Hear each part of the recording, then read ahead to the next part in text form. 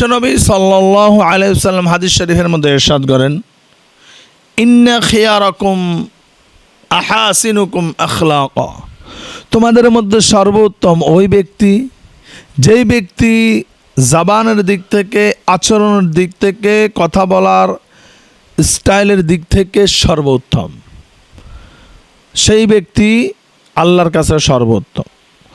অর্থাৎ যেই ব্যক্তি এমনভাবে কথা বলবে, আচরণ করবে যে তার কথা বলার কারণে, তার আচরণের কারণে অন্য মানুষের মনে কোনো কষ্ট আসবে না, বরঞ্চ আনন্দ আসবে। অর্থাৎ তুমি যদি অন্যের সমালোচনা করো, অন্যকে নিয়ে, অন্যের দোস্তুরি নিয়ে বেড়াও, তাহলে সেটা গীবত হচ্ছে, তাহলে তুমি কিন্তু সর্বশ্রেষ্ঠ উত্তম মানুষ হতে পারবা না। আর গীবত যারা করে, গীবতের শাস্তি বিশ্বনবী সাল্লাল্লাহু আলাইহি সাল্লাম বুখারীর বর্ণনায় বলেন, আল্লাহ রাসূল একদিন আলা কবরাইনি ফাকালা ইন্নাহুমা লিউআযাবানি ওয়া মা ইউআযাবানি ফি কাবীর।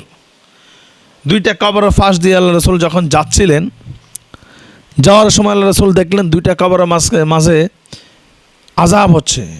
রাসূলুল্লাহ সাল্লাল্লাহু আলাইহি সাল্লাম পাশে খেজুর ছিল, খেজুর গাছ ছিল, খেজুরের একটা ডালকে ভেঙে তিনি সেটাকে দুই টুকরো করলেন।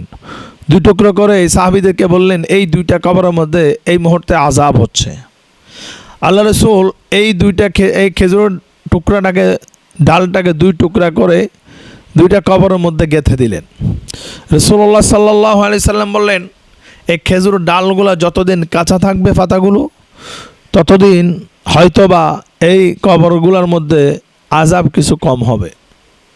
আল্লাহ রাসূল বললেন, এই দুইটা কবর যে আযাব হচ্ছে, তাদের মারাত্মক কোনো গুনাহের কারণে হচ্ছে না, সামান্যতম কিছু গুনাহ। প্রথম কবরে হচ্ছে, সে যখন ফরসাব করত, ফরসাব করার সময় তিনি সতর্কতা অবলম্বন করেন নাই। এখানে গবেষণায় বলা হয়েছে, এই সতর্কতা কেউ কেউ বলেছেন তিনি যখন ফরসাব করতেন, হয়তো ফরসাবের সিটটা তার গায়ের মধ্যে আসতো। আবার কেউ কেউ বলেছেন এই ফরসাব করার পরে হয়তো বা সে ডিলাকুলুক করতো না, অর্থাৎ সে উদাসীন ছিলেন, সে মনোযোগী ছিলেন না, সে সতর্কতা অবলম্বন করেন নাই, যার কারণে তার কবরের মধ্যে আযাব হচ্ছে। এই হাদিস দ্বারা আমাদেরকে এই মাসালা নিতে হবে, আমরা যখনই ফরসাব করব অবশ্যই সতর্কতা অবলম্বন করব, ফরসাবের সিটটা যেন আমাদের গায়ের মধ্যে না আসে, আমাদের জামার মধ্যে না লাগে, এবং কি ফরসাব করার পর আমরা ঢিলা করব। দ্বিতীয় কবর আযাব হচ্ছে, সে অন্য মানুষের গীবত করত, অন্য মানুষের দোষ ত্রুটি নিয়ে আলোচনা করত, সমালোচনা করত, যার কারণে তার কবরের মধ্যে কঠিন আযাব হচ্ছে।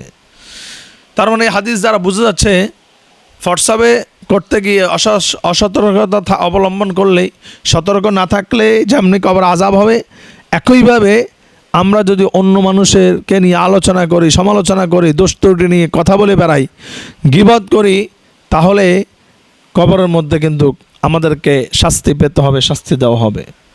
এই জন্য আসুন আমরা এই হাদিস থেকে শিক্ষা নিব যে আমরা মানুষের অহেতুক দোষ ত্রুটি নিয়ে আলোচনা সমালোচনা করব না। আল্লাহ সুবহানাহু ওয়া তাআলা যেন আমাদেরকে মানুষের দোষ ত্রুটি বলে বেড়ানো থেকে মুক্ত রাখে। আল্লাহুম্মা